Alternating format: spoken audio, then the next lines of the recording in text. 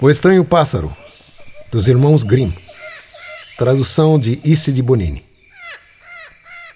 Era uma vez um feiticeiro que, sob forma de mendigo, ia de casa em casa pedir esmolas e raptava as moças bonitas.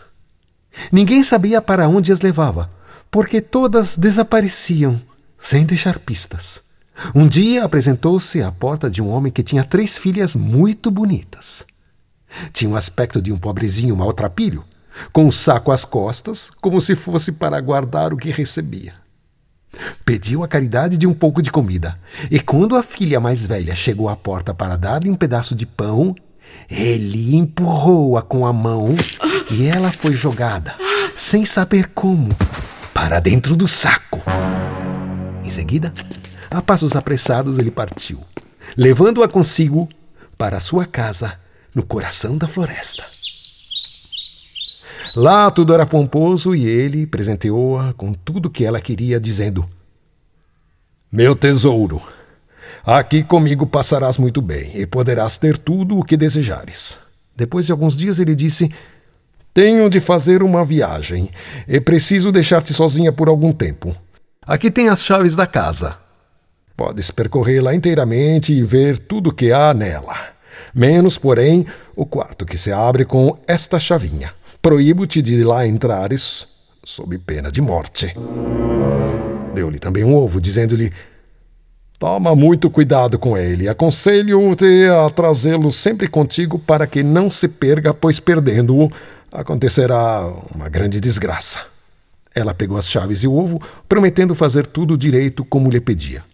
Quando ele partiu, a moça correu a inspecionar a casa de ponta a ponta, examinando tudo. Os aposentos reluziam de ouro e prata, e ela, deslumbrada, confessava jamais ter visto tanta riqueza. Por fim, chegou diante da porta proibida. Quis passar direto, mas a curiosidade era tanta que não resistiu. Olhou para a chave. Era uma chave comum. Meteu-a na fechadura, fazendo-a girar devagarinho, e a porta escancarou-se. Mas o que ela viu ao entrar lá? No meio do quarto, havia uma grande bacia ensanguentada e dentro dela pedaços de cadáveres esquartejados. Ao lado havia uma mesa de madeira, em cima da qual estava um machado reluzente. Ao ver isto, sentiu tal pavor que o ovo lhe escapou da mão, indo cair dentro da bacia. Mas que depressa apanhou-o. Tentou limpar o sangue, mas em vão. Por mais que esfregasse e raspasse, o sangue voltava a aparecer e não conseguiu limpá-lo. Pouco depois, o feiticeiro regressou da viagem e a primeira coisa que fez foi pedir a chave e o ovo. Ela, tremendo como vara verde, os entregou. Vendo as manchas vermelhas no ovo, ele percebeu que havia entrado no quarto sangrento.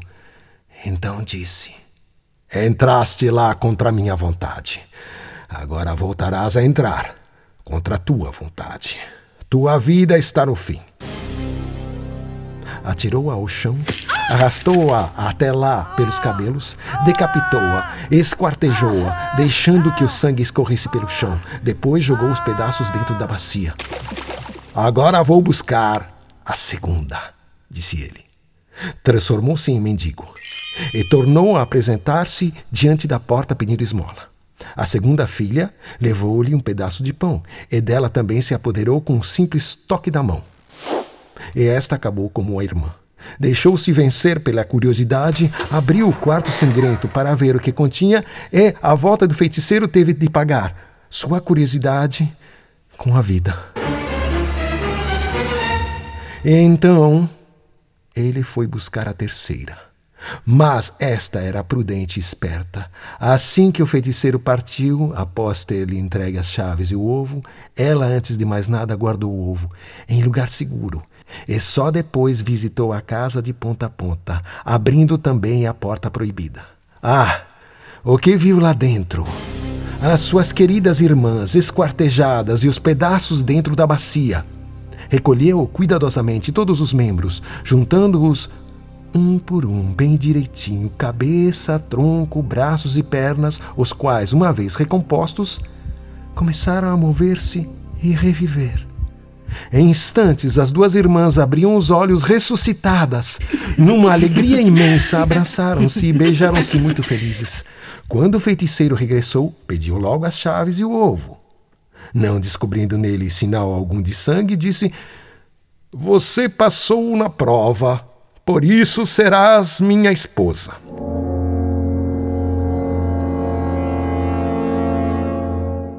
Porém, agora, ele já não tinha mais nenhum poder sobre a terceira irmã e devia fazer tudo o que ela quisesse. A jovem então respondeu: Está bem, mas antes tens de levar um cesto cheio de ouro a meus pais, mas deves carregá-lo tu mesmo nas costas. Enquanto isso, eu providenciarei tudo para a festa. Depois correu para um quartinho onde havia escondido as irmãs e disse-lhes: Chegou o momento de vocês se salvarem. Aquele malvado as levará para casa. Mas, assim que chegarem, mandem-me socorro. Mandou que entrassem no cesto e cobriu-as bem, espalhando por cima o ouro.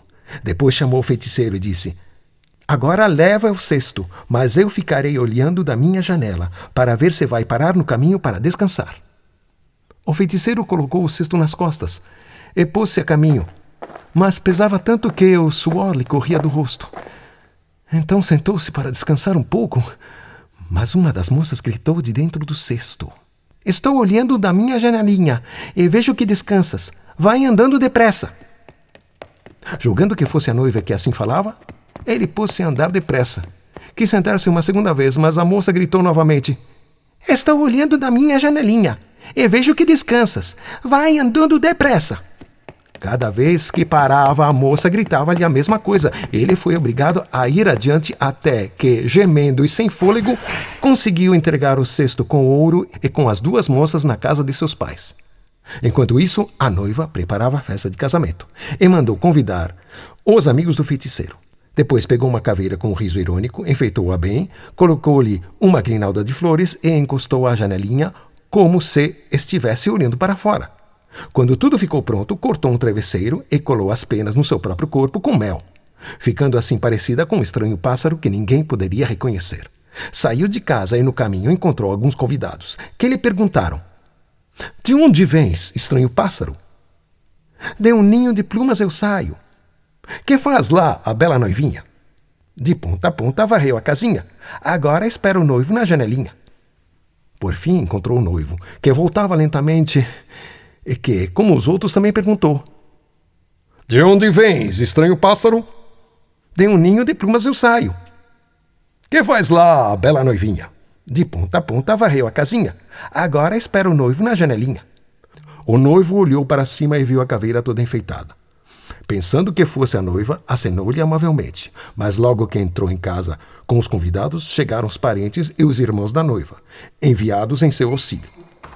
Trancaram todas as portas para que ninguém fugisse e atearam fogo à casa, de modo que o feiticeiro e toda a sua turma acabaram queimados vivos dentro dela.